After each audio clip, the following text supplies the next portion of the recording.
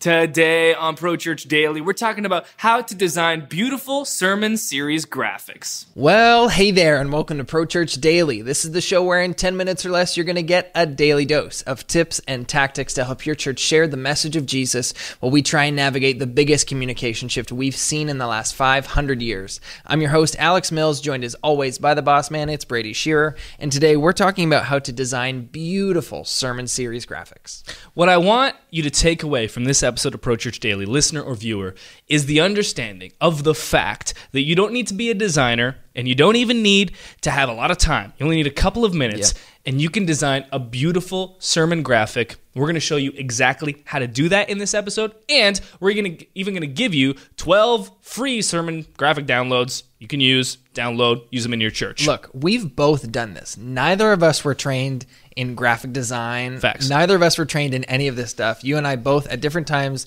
learned how to create sermon graphics, how to create them well. We've done it now for years, and now these are the tools that we used, and you can use this weekend in literally a few minutes. Anyone can do this to create a beautiful sermon graphic. Now, to make this happen, there are a couple of core principles that you need to make peace with. Yeah. And the first is that all of these sermon graphics are going to be photography-based rather than graphics-based. Mm-hmm. And there's two reasons for why we do this. Number one, great photography is wildly more accessible than great graphic design. Yeah. The time it took me to find a designer that was worth paying any money to was a very long time.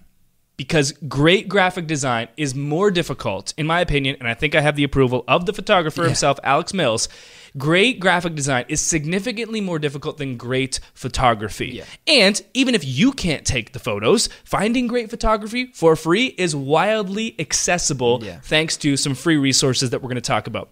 The second reason and core principle for why we're choosing photography-based sermon graphics over graphics-based sermon graphics is because when it comes to photography, and really good photography, there's this richness, there's this texture, there's this analog nature of photography that I think is very synonymous with the feeling of authenticity and transparency that so many of our churches want to convey. And when we're talking about branding, so much of branding is what a person feels. Mm-hmm. You know, you walk into a Starbucks and there's a certain feeling you get versus when you walk into a Tim Hortons or a Dunkin' Donuts. That is the brand. And so you can reflect that with your sermon graphics, and that feeling is going to translate to the sermon itself. Yeah, I mean, a photo is and was a real moment in time, right? It's a real person. It's a real tree. It's a real whatever. And people somehow, for some reason, do connect with that on another level. And we're about to get into it right now. Some really great free resources that you can use to find great photos, even if you don't have the opportunity to take them yourself.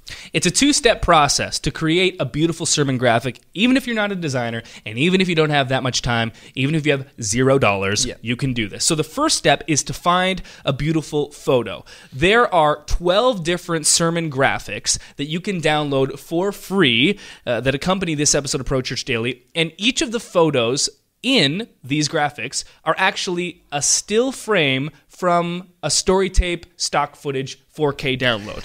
Nice. So because I'm lazy and because I know the footage on story tape, I went to story tape, and if I wanted to create a sermon graphic on the Bible, I went to story tape, I typed in Bible, I found a clip that coincidentally had the Bishop Alex Mills in it, I downloaded it, I brought it into Photoshop, I found a good still, and I saved it as a PNG, and there was my graphic. So if you have a story tape subscription, that's a great way to go about it. If you don't, or if you want to go differently, you know, a story tape still is not going to be as high quality as a photo from, let's say, a camera, a DSLR, but we're talking about 4K versus 6K, sensor differences.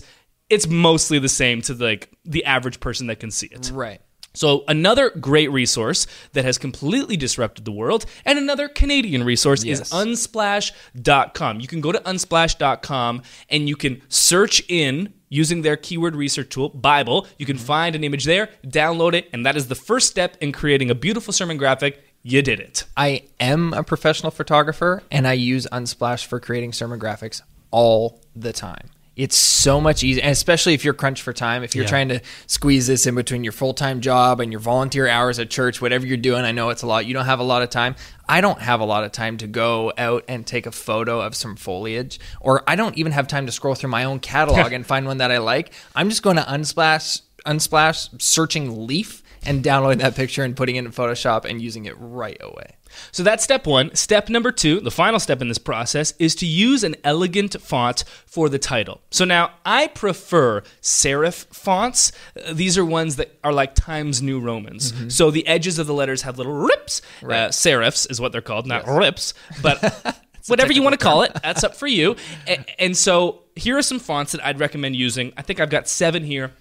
4 of them are free from Google Fonts. 3 of them are from Typekit. Now, Typekit is a part of Adobe Creative Cloud. Yeah. So if you have Adobe Creative Cloud and you're using Photoshop, Premiere, Audition, you already have all these fonts included in your subscription. If you don't, we've got 4 free Google Fonts as well. And you didn't ask me for my recommendations because you knew if you did, they would be 7 handwritten script fonts. That's right. None of these are script fonts. Those are options as well. 3 fonts from Typekit that I love: Kaluna, Calluna, Kepler, Kepler, and FF Tisa, which is 2 capital F's, a space, and then Tisa.